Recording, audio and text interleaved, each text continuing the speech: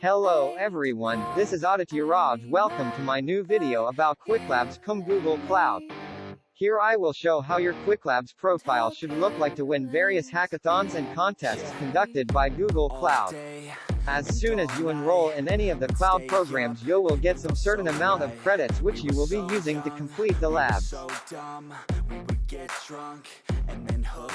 This is my Qwiklabs profile. As you can see, I have completed many quests and skill badges in last few months. If you guys have any doubts regarding this, please comment down below. Share this video and subscribe to my channel to get notification whenever I upload new video.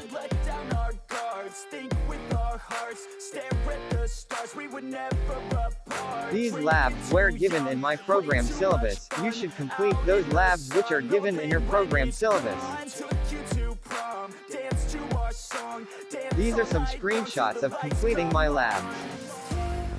Thank you for watching my video. Until then, goodbye.